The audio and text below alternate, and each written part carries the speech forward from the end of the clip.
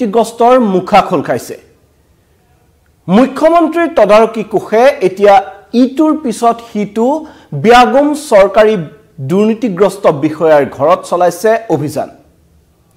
প্ৰথমে ধুবুৰীৰ ডিএফও হিৰণ্য পাঠক তাৰ পিছত ধুবুৰীৰ সিডিপিও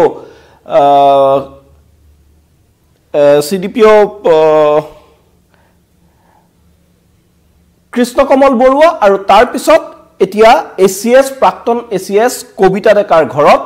অভিযান চলাইছে মুখ্যমন্ত্ৰীৰ তদাৰকী কোষে মুখ্যমন্ত্ৰী তদাৰকী কোষে যেন ধাৰাবাহিকভাৱে ইজনৰ পিছত হিজন দুৰ্নীতিগ্ৰস্ত বিষয়াৰ এতিয়া মুখা খুলি দিছে যি সময়ত চৰকাৰে দুৰ্নীতিৰ বিৰুদ্ধে শূন্য সহনশীলতাৰ কথা কৈছে কিন্তু সেই সময়তে একাংশ দুৰ্নীতিগ্ৰস্ত চৰকাৰী বিষয়াই কিন্তু বক্ৰপথৰে ধন ঘটাৰ যি তেওঁলোকৰ প্ৰচেষ্টা সেই প্ৰচেষ্টা এৰি দিয়া নাই এক প্ৰকাৰ চৰকাৰৰ যি কঠোৰ পদক্ষেপ তালে কোনো ধৰণৰ ভুকুটি কৰা নাই আৰু তেওঁলোকে এই দুৰ্নীতি চলাই গৈছে সেই কথাই ধাৰাবাহিকভাৱে বিগত সপ্তাহটোতে পোহৰলৈ আহিছে আৰু এতিয়া পুনৰ দেখা গৈছে যে এই যি সূৰ্যকমল বৰুৱা সিডিপিও সূৰ্যকমল বৰুৱাৰ ঘৰত অভিযান চলাই আছে সূৰ্যকমল বৰুৱাক 24 জানুৱাৰীত সিএম ভিজিলেন্সত হাজিৰ হোৱাৰ নিৰ্দেশ প্ৰদান কৰা হৈছে আৰু তাৰ পিছতে এতিয়া গুৱাহাটীৰ জালুকবাৰীত পুনৰ সিএম ভিজিলেন্সে কিছু সময়ৰ পূৰ্বৰে পৰা চলাইছে অভিযান আৰু অৱসৰপ্ৰাপ্ত এসিএস বিষয়া কবিতা ডেকাৰ ঘৰত অভিযান চলাইছে সিএম ভিজিলেন্সে হস্ততাঁত বস্ত্ৰ শিল্প বিভাগৰ শিপিনী নিযুক্তি কেলেংকাৰী সংঘটিত হোৱাৰ এক অভিযোগ উত্থাপিত হৈছে আৰু কবিতা ডেকা বিভাগটোৰ সঞ্চালক হৈ থকাৰ সময়তে এই ব্যাগম নিযুক্তি কেলেংকাৰী সংঘটিত হৈছিল হস্ততাঁত বস্ত্ৰ শিল্প বিভাগৰ শিপিনী নিযুক্তিৰ নামত ব্যাগম কেলেংকাৰী সংঘটিত হৈছিল আৰু সেই গোচৰ ইতিমধ্যে সিএম ভিজিলেন্সত ৰুজু হৈছিল তাৰ পিছতে এতিয়া মুখ্যমন্ত্ৰীৰ তদাৰকী কোষে এই অৱসৰপ্ৰাপ্ত এসিএস বিষয়া কবিতা ডেকাৰ ঘৰত অভিযান চলাইছে আৰু অভিযান চলাই তেওঁৰ সম্পত্তিৰ হিসাব লব সিএম ভিজিলেন্সে সমান্তৰালকৈ সেই সময়ত তেওঁৰ আমলত কেনেদৰে দুৰ্নীতি সংঘটিত হৈছিল সেই সন্দৰ্ভটো হয়তো সোধাপোছা চলোৱা হ'ব কিন্তু এই মুহূৰ্তত অৱসৰপ্ৰাপ্ত এসিএস বিষয়া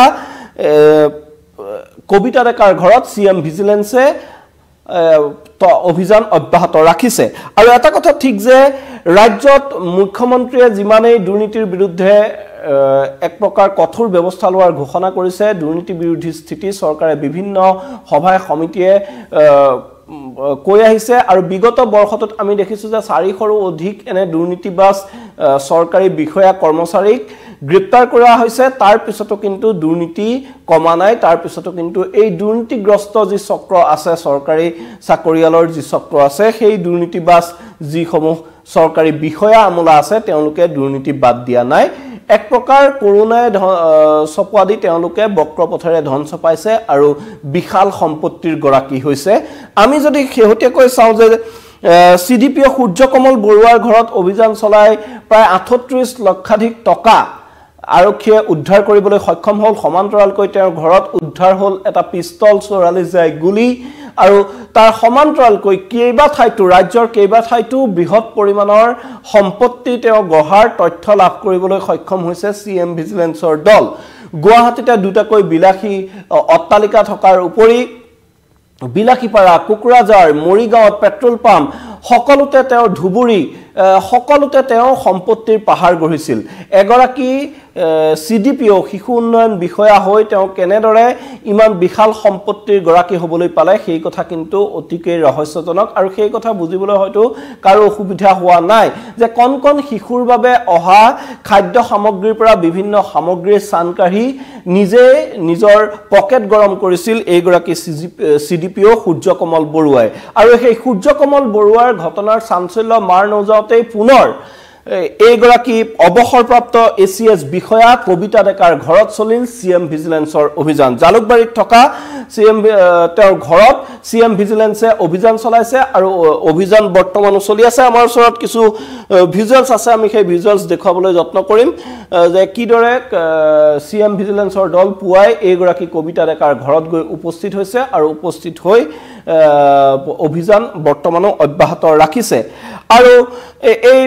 মুখ্যমন্ত্ৰীৰ তদাৰকী কোষত এটা ৰুজু হৈছিল গোচৰ সেই গোচৰটো আছিল হস্ততাঁত বস্ত্ৰশিল্প বিভাগৰ শিপিনী নিযুক্তিৰ কেলেংকাৰী ব্যাপক দুৰ্নীতি অনিয়মেৰে এই বিভাগটোত শিপিনী নিযুক্তি দিয়া হৈছিল বুলি এক গোচৰ ৰুজু হৈছিল মুখ্যমন্ত্ৰীৰ তদাৰকী কোষত আৰু মুখ্যমন্ত্ৰী তদাৰকী কোষত ৰুজু হোৱা সেই গোচৰৰ ভিত্তিতে বৰ্তমান অভিযান চলাইছে আৰু অভিযান চলোৱা হৈছে অৱসৰপ্ৰাপ্ত এচিএছ বিষয়া কবিতা ডেকাৰ ঘৰত অভিযোগ উঠিছে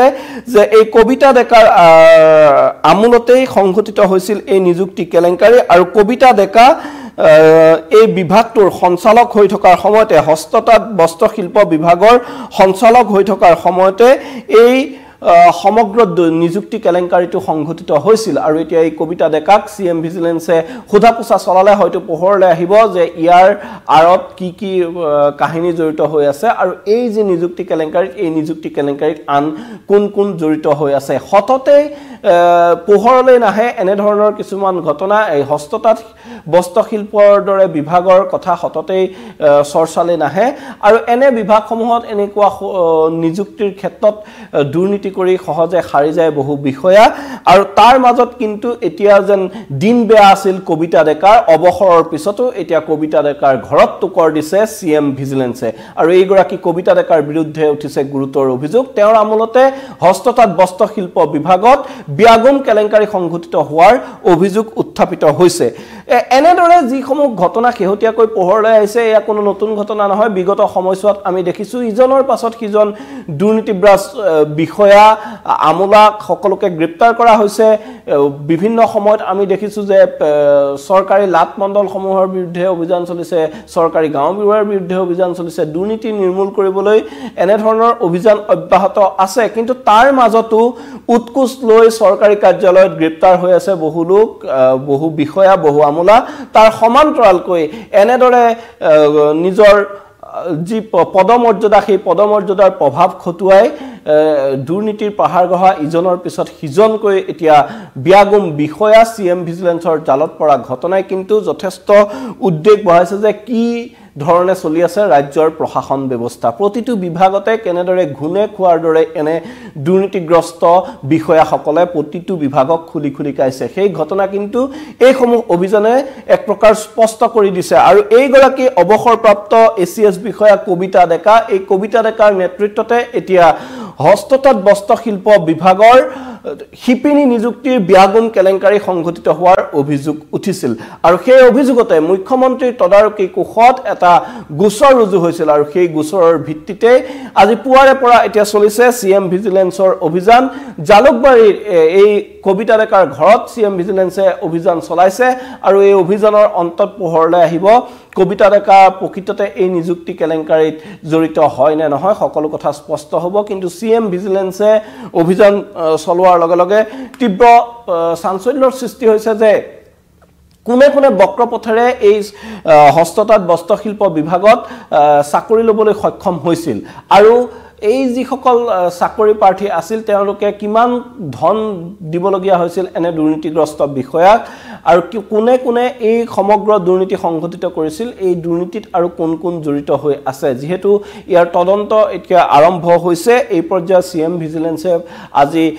প্ৰথমে অৱসৰপ্ৰাপ্ত এচিএছ বিষয়া কবিতা ডেকাৰ ঘৰত অভিযান চলাইছে কবিতা ডেকাৰ সঞ্চালক থকা সময়তে যেহেতু এই নিযুক্তি কেলেংকাৰী সংঘটিত হোৱাৰ অভিযোগ উঠিছে নিশ্চয়কৈ ইয়াত কবিতা ডেকাৰ ভূমিকা থকা বুলি সকলোৱে সন্দেহ প্ৰকাশ কৰিছে আৰু তাৰ পিছতে সিএম ভিজিলেন্সে এতিয়া এই অভিযান চলাইছে সিএম ভিজিলেন্সৰ অভিযানত কি তথ্য পোহৰলৈ আহে সেয়া হ'ব লক্ষণীয় আৰু এতিয়াও যেহেতু অভিযান চলি আছে কিছু সময়ৰ পিছত আমি জানিব পাৰিম যে সিএম ভিজিলেন্সে কবিতা ডেকাৰ পৰা কি তথ্য লাভ কৰিবলৈ সক্ষম হয় এই নিযুক্তি কেলেংকাৰীৰ সন্দৰ্ভত সমান্তৰালকৈ সিএম ভিজিলেন্সে কিন্তু এই কবিতা ডেকাৰ সম্পত্তিৰ হিচাপ লোৱাৰ সম্ভাৱনা আছে যে কিমান সম্পত্তিৰ গৰাকী এগৰাকী প্ৰাক্তন এচিএছ বিষয়া হিচাপে তেওঁ কিমান সম্পত্তিৰ গৰাকী গৰাকী ক'ত ক'ত তেওঁৰ নামে বেনামে সম্পত্তি আছে হয়তো সেইসমূহো তদন্তৰ আওতালৈ আহিব পাৰে প্ৰথম অৱস্থাত কিন্তু এই যি নিযুক্তি কেলেংকাৰী সেই নিযুক্তি কেলেংকাৰী সন্দৰ্ভতে এই অভিযান চলিছে বুলি এই মুহূৰ্তত গম পোৱা গৈছে হস্ততাঁত বস্ত্ৰশিল্প বিভাগৰ শিপিনী নিযুক্তিৰ যি কেলেংকাৰী সংঘটিত হৈছিল সেই কেলেংকাৰীক লৈ এই অভিযান চলিছে বুলি এই মুহূৰ্তলৈকে গম পোৱা গৈছে আৰু অভিযানৰ অন্তত হয়তো মুখ্যমন্ত্ৰী তদাৰকী কোষৰ ফালৰ পৰা জানিব পৰা যাব যে এই কেলেংকাৰীত এছিএছ প্ৰাক্তন এছিএছ বিষয়া কবিতা ডেকা জড়িত হয় নে নহয় প্ৰাক্তন এছিএছ বিষয়াগৰাকীৰ আমোলত যেহেতু এই নিযুক্তি কেলেংকাৰী সংঘটিত হোৱা বুলি